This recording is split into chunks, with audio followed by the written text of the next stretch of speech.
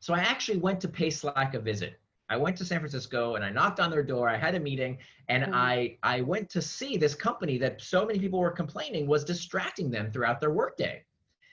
And I was amazed to find that at Slack, this company that makes this technology that people complain is so distracting, they don't have a problem with distraction, which doesn't make any sense, right? Nobody uses Slack more than the people at Slack. So they should be the most distracted people on earth. But that's not at all what I found, because Slack incorporates these three basic principles of a company that provides an indistractable workplace. What do?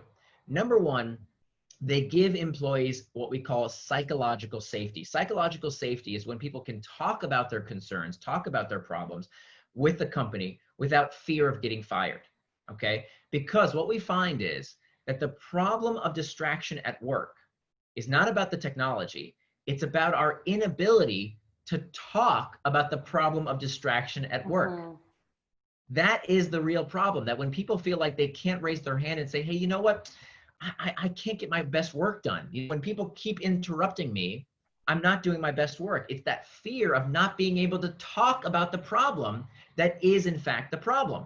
So when we give employees psychological safety, and I tell you exactly, that there's a few steps to do that, that is a game changer. That's step number one, give people psychological safety. The second step is to give people a forum to talk about these concerns. Because here's the thing, if you work in a place where you are constantly interrupted, where you feel like you can't focus on one task at a time, that you can't do your best work, and you can't talk about this problem, I promise you, your biggest problem is not distraction at work.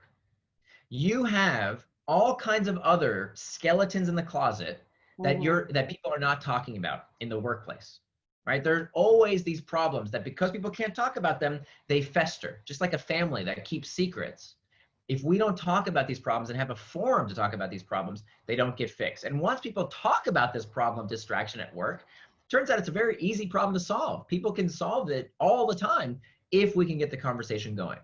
And then the third critical element, after giving people psychological safety, after giving them a place to talk about these issues, the third component is that management exemplifies what it means to be indistractable.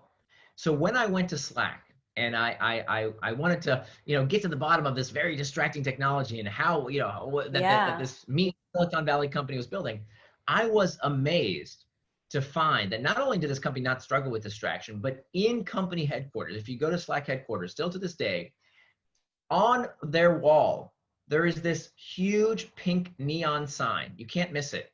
And it says in bright letters, it says, work hard and go home. Yes, I love that. Work hard and go home. It's on the company wall, not something you would expect from a publicly traded Silicon Valley company. Because why do they have this? Because from Stuart Butterfield, the CEO, on down, it is part of their company culture that people should do their best work without distraction and become indistractable. So they exemplify, culture flows downhill. It's like water. People look to what their managers do and act accordingly.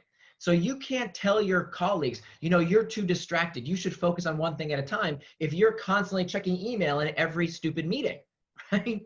So we have to exemplify as managers, as leaders, we have to show people what working in an indistractable fashion looks like. So those are the three components.